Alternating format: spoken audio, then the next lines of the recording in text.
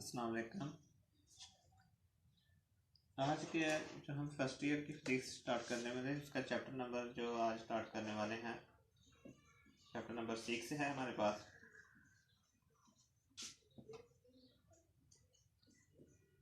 Chapter है हमारे पास 6 fluid dynamic.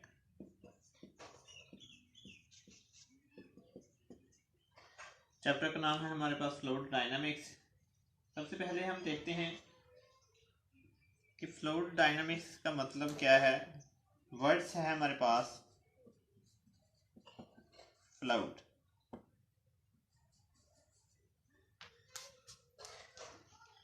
Fluids का मतलब जब हमारे पास हमारे सामने वर्ड आता है, लफ्ज़ आता है फ्लूइड्स, तो हमारे जहन में एक बात आती है कि फ्लूइड्स से मुराद कौन सी चीज़ें हो सकती हैं जो लिक्विड की फॉर्म में होती हैं, जो बह सकती हैं, जिन्हें हम एक बर्तन से दूसरे बर्तन में अंडेल सकते हैं। लेकिन फ्लूइड सिर्फ लिक्विड की फॉर्म को नहीं कहते, बल्कि हम गैसेस भी को भी क्या कह सकते हैं, फ्लूइड्स। और हमारे पास लिक्विड भी, ये दोनों क्या हैं, फ्लूइड की फॉर्म में आते हैं, जिनकी एक ख़ास अरेंजमेंट होती है, जिनकी एक ख़ास तरतीब होती है। फॉर एग्जांपल लिक्विड जब उसको आप अंडेलते हो एक चीज़ से दूसरी चीज़ के अंदर, एक बर्तन से दूसरे बर्तन के अंदर, या वो जब बहता है तो एक क्या होता है, उनकी ख़ास तरतीब होती है। उनके दरमियान जो लेयर की फॉर्म होती है वो एक लेयर दूसरी लेयर के साथ एक ख़ास तरतीब के साथ, और उनकी एक ख़ास स्पेसिफिक डायरेक्शन होती है। जिस डायरेक्शन के तरफ वो मूव कर रहे हैं, वो ये डायरेक्शन हो सकती है, ये डायरेक्शन हो सकती है, रैंडमली, यानी कि उनकी डायरेक्शन हो सकती है। लेकिन क्या होती है कि उनके दरमियान जो एक अरेंजमेंट होती है, एक लेयर की दूसरी की लिहाज से, दूसरी की तीसरे के लिहाज से, तीसरे के चौथे के, इस तरह से उनके दरमियान क्या होती है, एक अरेंजमेंट होती है लेयर के दरमियान। तो लिक्विड को ही हम फ्लूइड नहीं कहते, बल्कि हमारे पास जो गैसेस हैं उनको भी क्या कहते हैं, फ्लूइड। हम फ्लूइड की डेफिनेशन देखते हैं। ए fluid is a collection, a fluid is a collection of molecules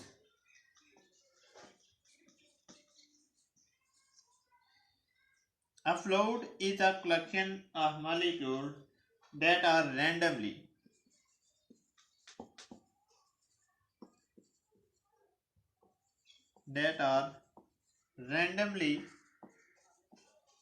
arranged together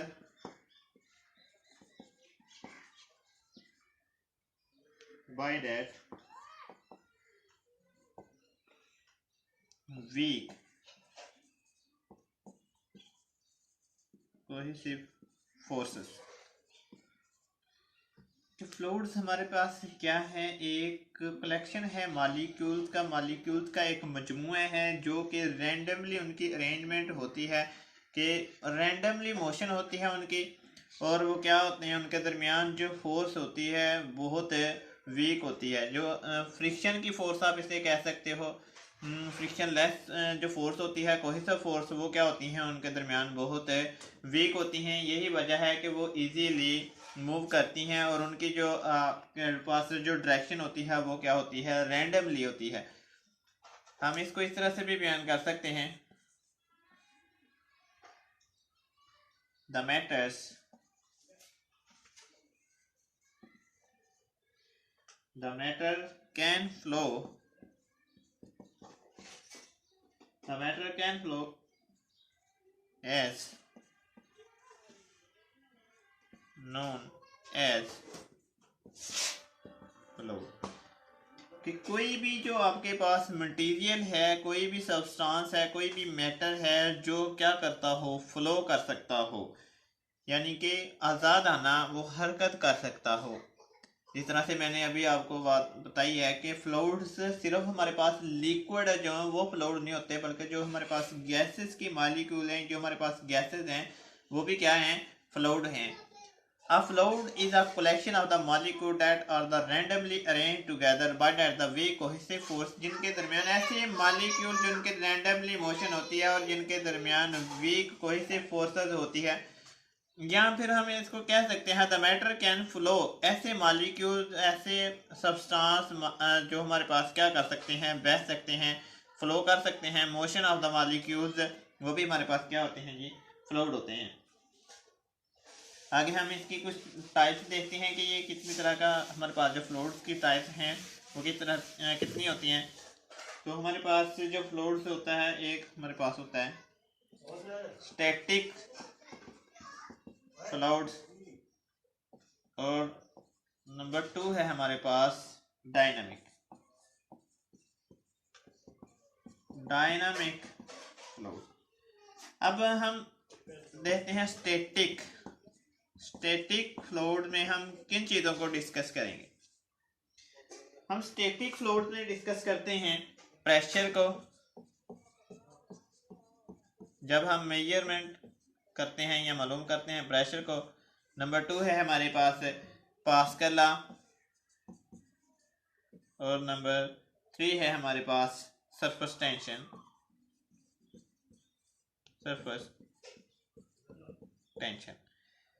इन चीज़ों को हम स्टडी करते हैं स्टैटिक फ्लूइड में।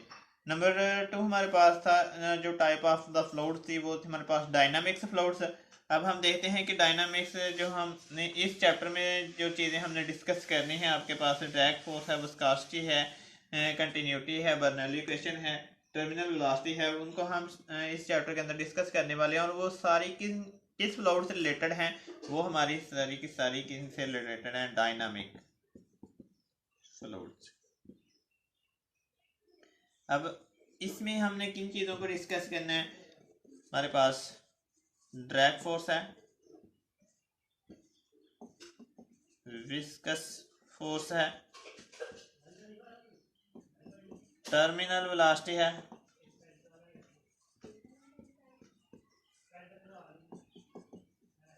इक्वेशन ऑफ कंटिन्यूटी है, और हमारे पास बर्नौली इक्वेशन है। ये चीज़ें हम drag force, viscous force, terminal velocity, equation of continuity, Bernoulli equation, इन सारी चीज़ों को हम डिस्कस करेंगे डायनामिक्स फ्लूइड्स में, जो कि फ्लूइड्स की 2 टाइप्स हैं, आपको मैंने बता दी हैं कि स्टैटिक्स के अंदर हमने प्रेशर को, पास्कल लॉ को, सरफेस टेंशन को, और बहुत सी इस तरह के स्टैटिक्स फ्लूइड से रिलेटेड हैं जो आर्टिकल। लेकिन हमने इस चैप्टर के अंदर, क्योंकि हमारे पास जो फ्लूइड्स है वो किस किस्म का है, किस टाइप का है, डायनामिक्स का है, तो हमने डायनामिक्स में किस चीज़ों को डिस्कस करेंगे। ड्रैग फोर्स है, विस्कस फोर्स है, टर्मिनल वेलोसिटी है, इक्वेशन ऑफ कंटिन्यूटी और बर्नौली इक्वेशन है। तो हम चलते हैं कि हमारे पास विस्कोसिटी क्या होती है, विस्कोसिटी एंड स्टोक्स लॉ।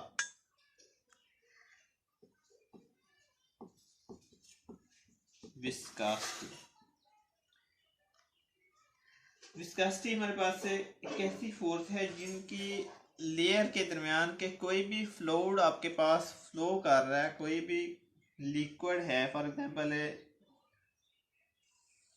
ये आपके पास किसी लिक्विड के मालिक्यूल हैं, या किसी आप गैस कह लो कि किसी गैस के मालिक्यूल हैं, तो ये क्या है, उनके लेयर के दरमियान, उनकी लेयर की जो एक स्पेसिफिक अरेंजमेंट है, इसको मैं 1 कह देता हूँ। ये आपके पास 2, 3, 4, 5, 6, 7, और ये क्या है, इनके दरमियान है एरिया, और इनके दरमियान ये क्या है, आपके पास डिस्टेंस है, और ये जो डायरेक्शन है इसकी क्या ज़ाहिर कर रही है, इसकी वेलोसिटी को रिप्रेजेंट कर रही हैं। तो हम इसकी डिफाइन देखते हैं कि किस तरह से आती प्रॉपर्टी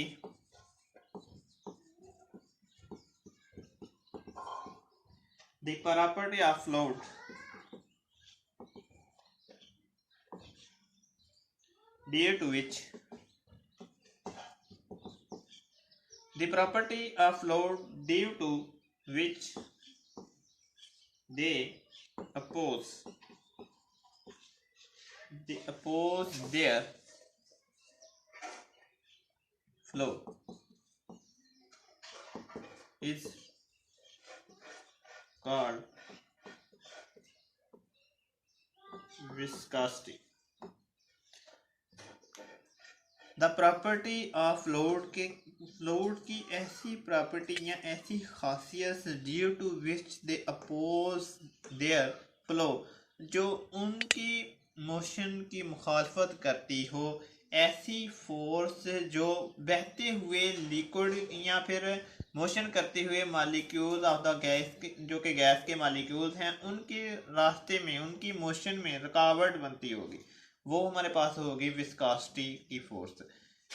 दोबारा से देखें, यहाँ पर ये कोई लिक्विड है, ये बह रहा है, आप इस तरह से कहते हो कि ये पार्टिकल मोशन की फॉर्म में है। अब ये तो मोशन कर रहे हैं, लेकिन इनकी रुकावट के लिए जो एक फोर्स इनके ऊपर अप्लाई होती है, जो इनको क्या करती है, अपोज करने की कोशिश करती है, वो फोर्स हमारे पास होती है विस्कोसिटी फोर्स।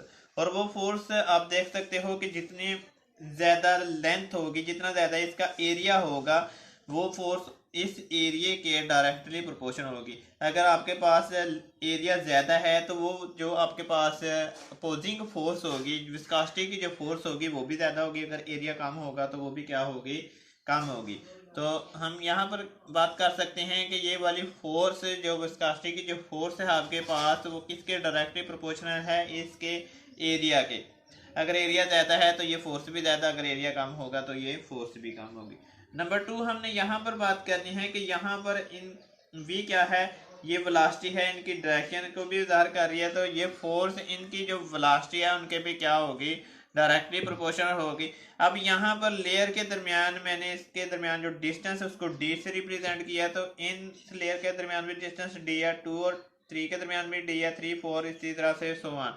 इनके दरमियान जो डिस्टेंस है वो क्या है, डी से रिप्रेजेंट किया। और ये जो विस्कोसिटी की फोर्स होगी ये अनवर्सली प्रोपोर्शनल होगी between the layer in this distance, in layer के दरमियान जो डिस्टेंस है उनके क्या होगी, ये अनवर्सली प्रोपोर्शनल होगी। इसको हम नाम दे देते हैं, ये 1 है, ये आपके पास 2 और ये 3 है। अब हम इसी को कंपेयर कर देते हैं, इक्वेशन नंबर 1 2 और 3 में इक्वेशन, ये इक्वेशन में ऊपर लिख देता हूँ। यहाँ पर फर्स्ट वन था हमारे पास है कि फोर्स डायरेक्टली प्रोपोर्शनल है एरिया के, सेकंड था हमारे पास वेलोसिटी के, और थर्ड था हमारे पास इनवर्सली प्रोपोर्शनल है डिस्टेंस के। ये आपके पास नंबर 3 है।